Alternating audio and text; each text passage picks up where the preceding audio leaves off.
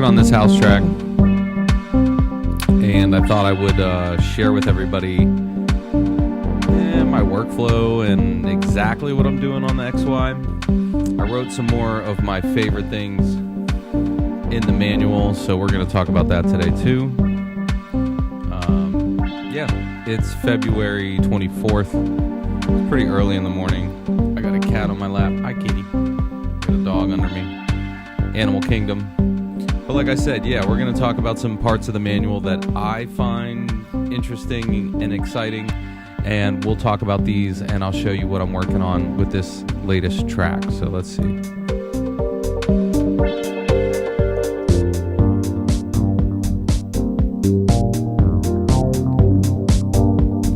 And I think this is like the main part of the song, right?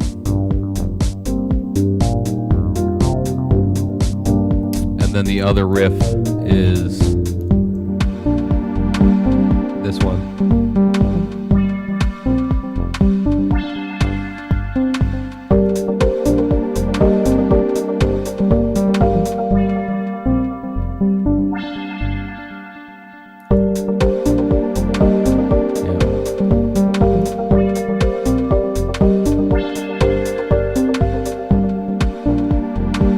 Called scenes. So what I'm going through right now are scenes. Basically, here I am in this spot right here, and that is scenes. So I'm going through them, and you can see I have about 8 of them that I've made, all with like a little bit more stuff going on. And I make like a breakdown.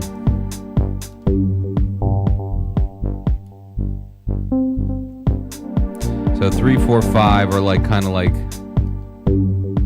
the disappearing of the song. Same with 6. And then full song again is, that's pretty much the full song, right? So let's talk about what techniques I've been using to make this. Let's talk about how this all works out. And what I'm going to do is I'm going to make a new project so everybody knows.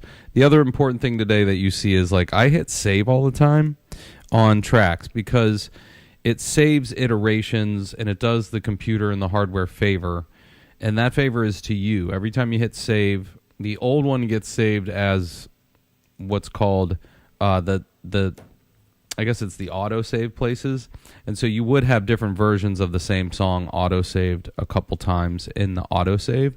So if you had to go back an iteration or two, they do recommend doing that. You know, they do recommend hitting save. So remember, press save. It's a good idea.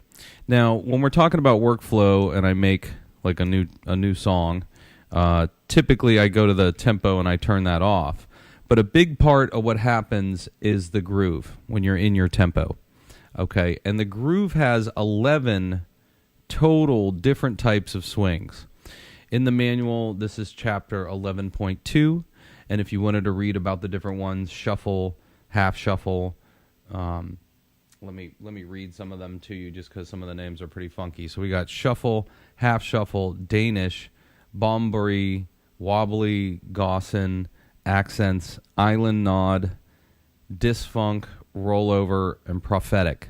So the grooves are kind of what makes swing happen, and they knock the actual notes out of grid. So remember that inside of your tempo, you have different letters here. and those letters represent the type of swing. So as you turn, is it? It's not that one. It's the metronome. This one, the middle. This guy here, the second one in. Those letters change. So if we were going to do disfunct today, DF is the groove that I'm going to use. You set that early on in the project. So part of your workflow should be like, hey, I'm going to start a new project, and then I'm going to go to my tempo, and then I'm going to pick tempo. I'm going to turn off the click, and I'm also going to pick the swing for the track, the way the track is going to actually move off of the grid, right? So in that notion, when I go, and I'm going to make a drum track, and I'm going to try to do this really easy today, so everybody gets a super easy vibe on how this works. I'm going to just do, again, like kind of like an easy feel. Right, and remember what I taught you yesterday. If you hit the button bar, you can extend it, and if you just tap bar, you can go to the next page. This took me forever to figure out, so the next page, and then the fourth page. Right, so now I can go to the snare, and I'm going to say pages 4. I'm on page 1, page 2, page 3, and page 4. Right, so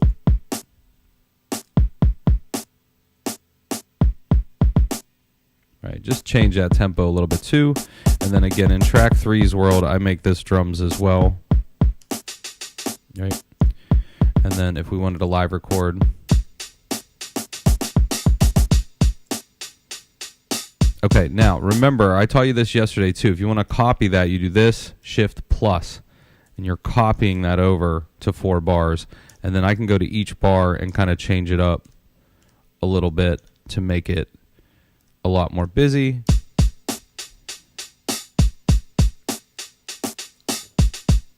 Okay, and then the other thing is to put random step components. That was the other element of surprise. So if every hi-hat N1, I'm going to do Shift this guy random, right? And then I'll go to the next page, random. So we're going to have something random play. You see, it's Shift, the tab, the button, and the step component. So we're going to have a random step component every single time right here. Symbol, that was cool. Knock block. Yeah, so it's always going to be different because I said random, right? The other thing that we're going to work on now is something that's really new and that I thought is like one of the most exciting parts of this device. It's called linking tracks. So if anybody hasn't seen this is in 6.2 of the manual. It says linking up to 4 tracks, right? That's what this says up here, right? And what does that mean? To anybody that's been using the device, I've been taking a lot of snapshot samples and stuff that I've been making. Kind of low. Okay, so I got a sound there. And then I know I got strings underneath it.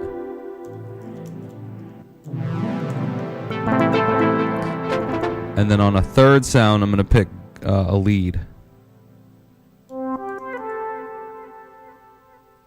Sorry.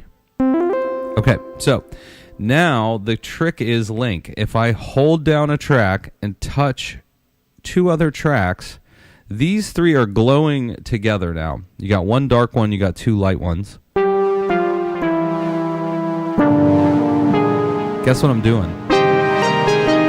I'm playing all 3 sounds at one time. It's like a Vangelis super sound. Because there's strings under it.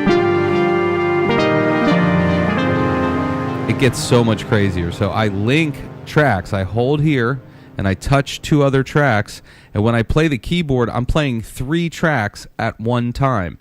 That's inside chapter 6.2. It's called linking tracks. You can link up to 4 sounds. So now, instead of playing 1 sound, I'm playing 3 sounds at the same time on the 3 tracks. And I'm going to record everything at once. So I did my 3 drums here. I'm linking 3 tracks together. So we're going to have like a big, massive recording. I'm going to make sure it's 4 bars. I'm going to hit record. And let's see what happens. This is me linking tracks together. So we're going to do...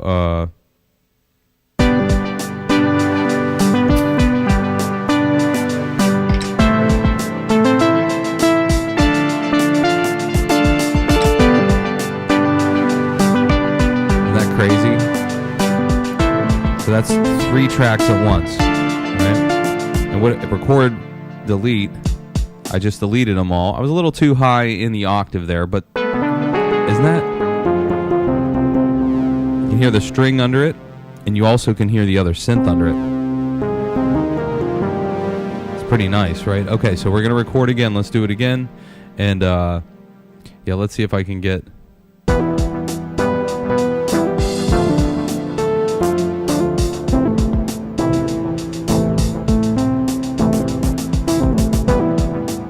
So that's 3 sounds at one time. Hear it?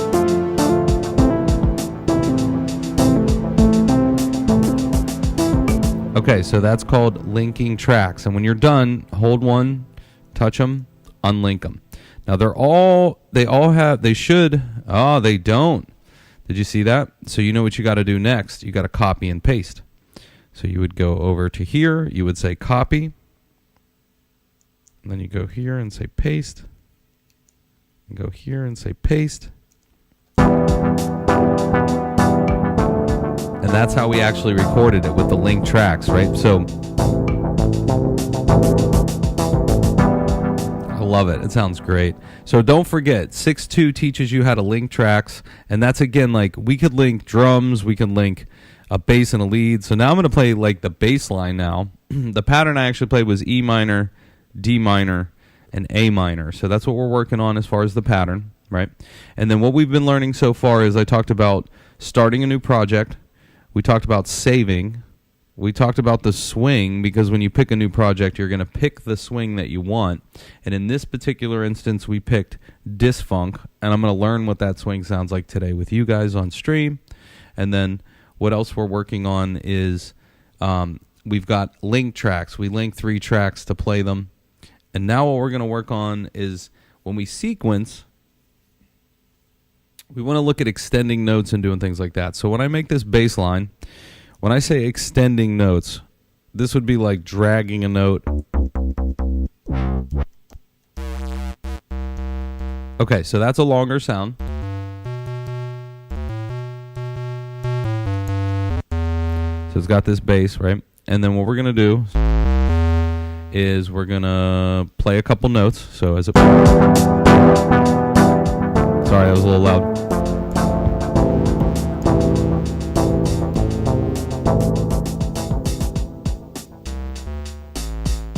I wanted to hear the bass so you guys could hear it with me. So a little crowded with all those sounds, right? And what I can also do is in that mixer, we could turn down all 3 of those. They were a little hot, right? And now we're recording our bass. I'm going to put one of these sounds back on. Let's try that one.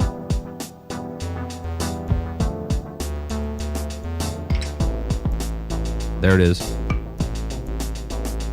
Okay, so that's what we want to do. I'm going to do the D, E, I'm going to do D, I'm going to do A, and we're on the bass track now. And we're going to talk about extending notes and nudging notes. These are like a couple things, and I'm going to talk about parameter lock next. This is like what comes from the electron world. So don't forget, as we record, we're going to do live recording. I got 64 steps. I hit record play. I'm live armed, and it's blinking. Now, we could step record right now. Like, what if I knew that I play E here, right? Let me see. I think we could do something like a step record where if I hold a note, plus, see how I'm nudging it? That's nudging. So nudging is one way to play with notes. The other way would be, I think it's like shift note is the other way to kind of... No, that's not doing it. But there's a way to step record. I don't really get into step recording because I either do live recording or I do TR recording. But there is a way to do like step. When we want to look at that, I think it's basically you hold record, you press a note, and then you see it advance, right? So like we could say record. Yeah, do you see it moving now? And then we could be like the first 3 notes or 4 notes plus, and then A is the next one I know we play. We can add a couple. That's step recording. So you see I'm stepping through everything right now. So maybe you're not so great at playing notes in time, well, you can step record. So let's see.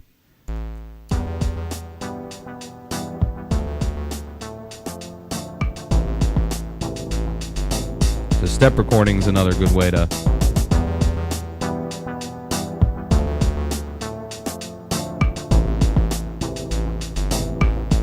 kind of laughing because of the random on the drum track. We always get a random sound. So remember, random's really nice step component you can use. I think random is my favorite step component. Now, if we made this bass line and you were like, well, I didn't like all three of those. Yeah, we want to change it up a little bit. And then we want to put some step components. So the idea that in the bass line, like on this note, I can do a step component. I could say shift, press the note, and then I'm going to say bend. And we're bending it, bump down, right? So when I hear that, should have bumped it down a little bit, right? And I also can do on this page, we're going to do a couple more step components. So shift, touch the three notes you want, touch the step component, and touch the amount of the step component you want. So we're going to say, again, like a pretty light amount. And that's in the third bar. We're doing step components on the sequencer.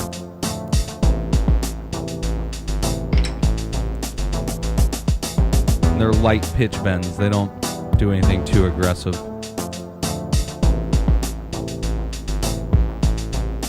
I think 8.3 and 8.4 have the step component grid, so you know what each one of them do. So don't forget about that either. Now we've covered, step sequencing. We've covered linking the tracks now. So I recorded that bass by step input. And then players is the last thing I want to kind of talk about. And that was like the arpeggiator, the maestro, and the hold. The maestro was driving me kind of crazy, but it's like a strum technique, and it has like a roll to it. So I basically say, over here you have your players button, and when you press it again, and you can turn it on. So 2 presses turns it on. Once it's on, you can always do shift and press it, and that'll show you the 3 different types of arpeggiators. We have the first one, which is just...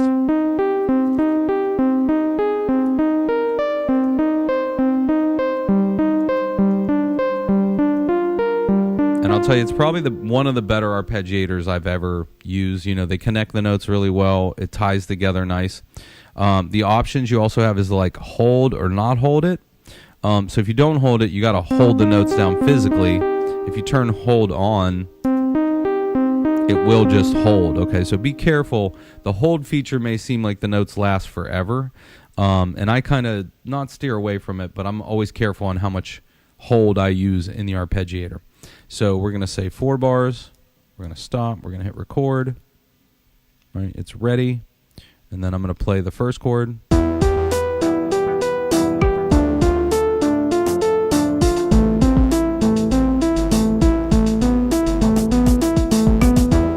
And I just changed the note there.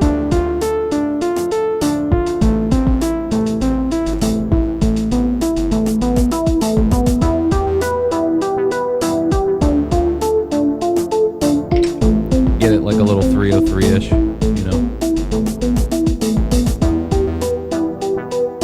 Right. So that was an example of us hitting record. We recorded, we got everything in. And then don't forget, record stop, I could clear that line, or I can do shift record, which would be undo the last notes that I played. Those are the 2 ways to take notes off of the sequencer. And then when we're thinking about making this sequence now, which is getting pretty busy, you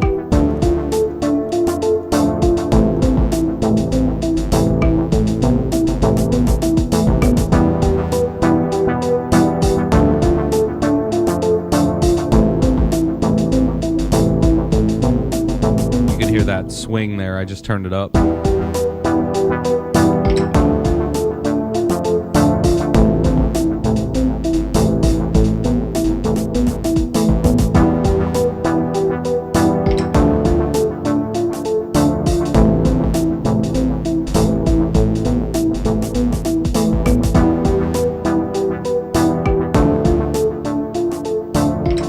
I can hear that swing pretty good.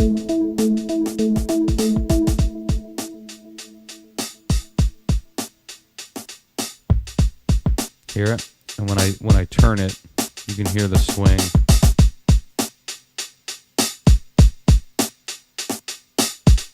You can hear it especially in the hi-hats. It's kind of silly. This is the disc funk, but when you go this side, it's awesome.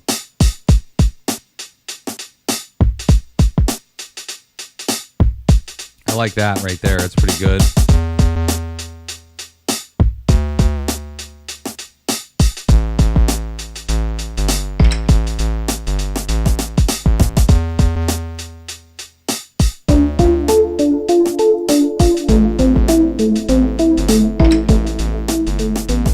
That ARP's loud. See how I had to turn it down? The other thing you could really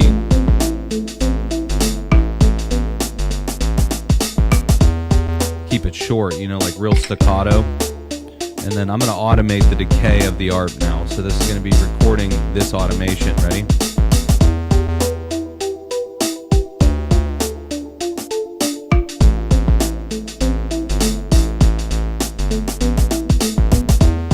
And you'll see it now. See it's automating.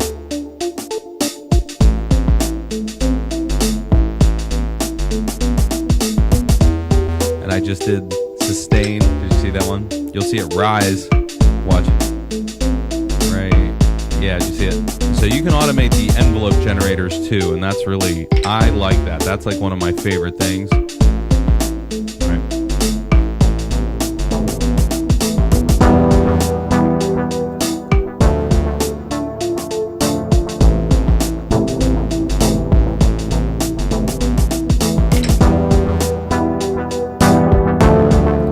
Like some quick coverage, you know. I just wanted to show everybody again some of the quick things that I'm doing to make tracks.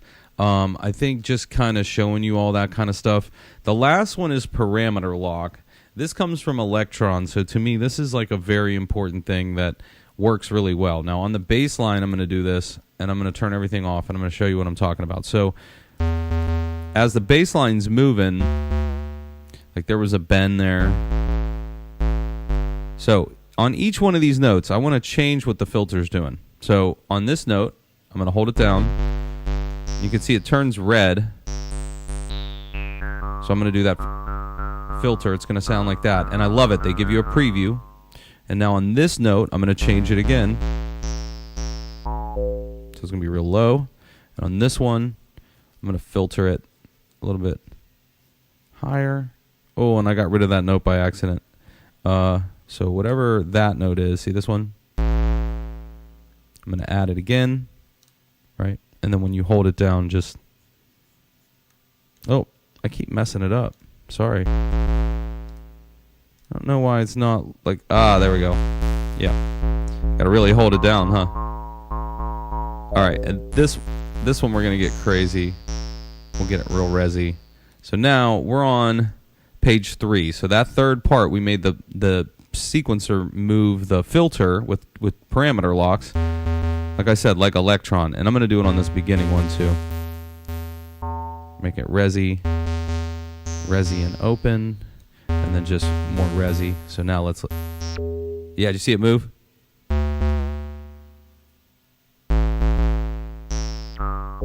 Yeah, you see it there. So trig lock or parameter lock like Electron is you would hold a note. You know, I'm going to add a couple more of these notes so we can make the more animations. Watch what happens here, too. So I'm going to be like, more notes. And we're going to just make sure they're all very different. Really rezzed out. So now, yeah. Yeah, did you see it move? Way cooler, right?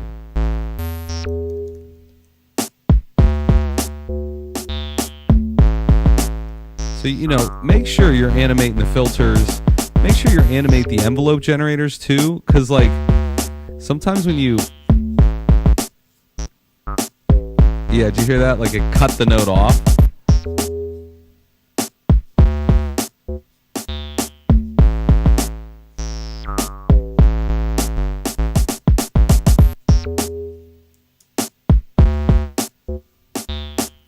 So I'm just automating sustain and decay, right? Or sustain and release. Now I'm going to do decay. And I always kind of dance with the beat when I'm automating, because now watch, see the envelope? It's so automated now, okay? And this makes my bass line sound like it's like alive, right?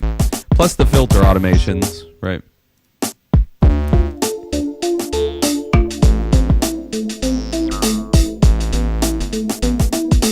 It just starts sounding better every time you do more automations. Now the hi-hats are super boring too, and I would start doing filters on different hi-hats to make them less, like this one, this one, you know, this one. Just picking certain ones though.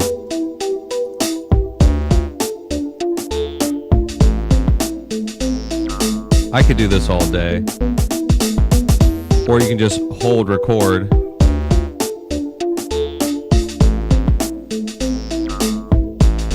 And give it some resonance so the hi-hat starts sounding. Oh, that was awful. I'm so... What? Did you hear that? Dog, stop. Oh, yeah, there we go.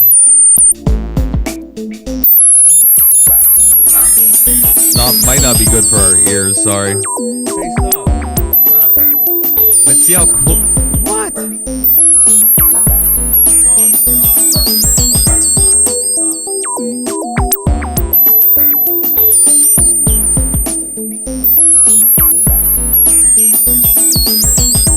Okay, not, wow, sorry. Oh my God, I got feedback in that thing. Did you hear that? That was crazy. That was crazy. Okay. Hey, you gotta stop. You have to.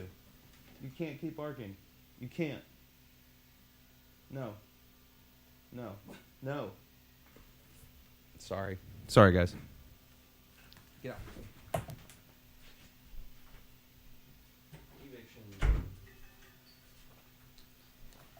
Sorry about that feedback, but that was like the craziest thing that I'd ever heard that come out of this device. I don't know if anybody else picked up on that, and I'm sorry if that hurts your ears on your speakers at home.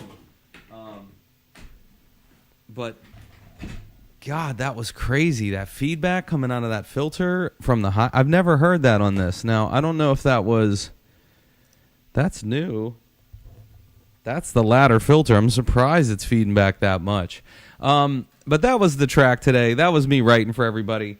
I hope everybody learned something, you know, from some of the notes that I'm taking and the way that I talk about this, so that if you're having trouble reading through some of the manual and watching 20 minutes of me using the device and seeing it is helping you, I hope that's becoming something that just helps, you know. A lot of these notes are designed to just give you a glimpse of what I read in the manual all the time. And I'm constantly reading the manual. I'm on Discord a bunch, like helping people.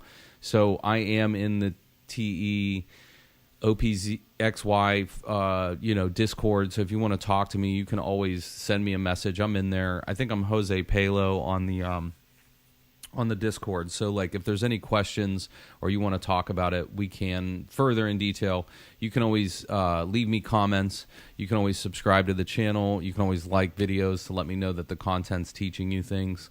And if you like the format or the way that I'm writing things out so that you do see what's kind of happening, I am just picking chunks out of the manual that really help me the most. So that's what I wanted to help people with, is like, hey, these are the parts of the manual that have given me the most intuition and that changed the way that my music sounds, for the better or for the worse. And like I said, sorry about the bad like feedback and stuff. I'm gonna just clear the parameter locks there so it doesn't do it again. But I actually got this thing to feed back. Yeah, so hopefully everybody's having a good day. It's Monday. Whatever you do today, just go and enjoy it and have a good time. And like I said, if anybody needs anything, needs help being creative, I'm here to be helpful. You know, let me know what's going on. And let's just... Yep. And that was the track.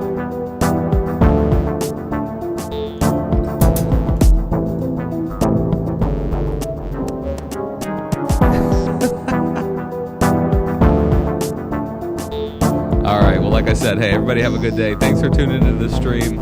And if anybody needs anything, send me a message, send me a comment, let me know what's going on. Enjoy the Monday.